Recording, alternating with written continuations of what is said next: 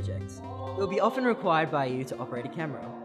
It is essential for you to know the basics of camera operations and framing. Obviously, the first thing you have to do is to obtain a camera.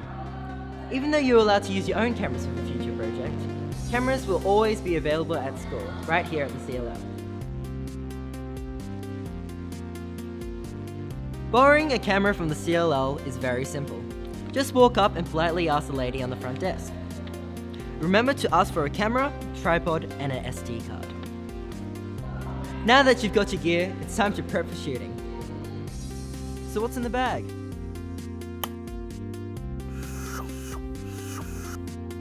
Well, there are some user manuals, a USB cable, an HDMI cable, and a charger. And last, but definitely not least, the camera itself. The first thing you want to do with the camera is to charge it. Simply lift up the flap and plug the AC adapter in. Then you'd want to turn the camera on. Just hold down the power button for a few seconds. Open the SD card cover, located on the side of the camera body, and insert your SD card. Now, you have set up your recording settings.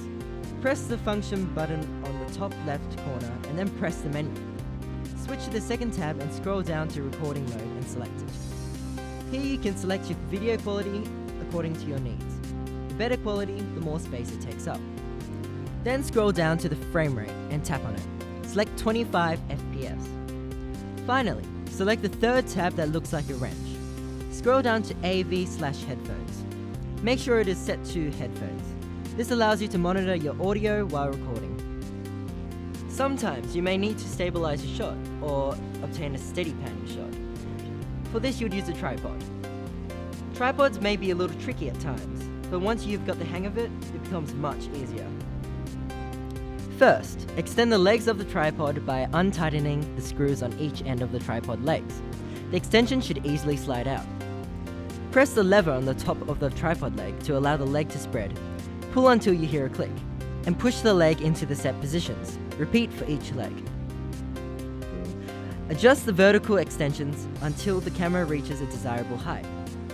Each of the two screws on the head of the tripod adjusts the resistance of movement of each axis.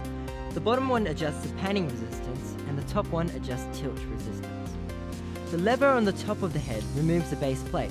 Screw the base plate, or the shoe, onto the tripod mount of your camera, with the lens arrow facing towards the camera lens. Simply force the base plate onto the head until a click is heard. Then, the camera is locked into place. Please note, you shouldn't zoom or pan without a motivator. And don't forget to charge your camera the night before filming. Now that you know how to set up your camera and tripod, it is time to shoot. Now, you might think that placing objects in the middle of your frame is always the best, but sometimes it just gets a bit boring. The grid divides your camera into 3 parts, both vertically and horizontally. You should always put your subjects on the intersection line, as it creates more tension, energy, and interest to your composition. For different kinds of shots, you should use different frame compositions. This is an example of extreme long shot. This is a long shot, a medium close-up, and an extreme close-up.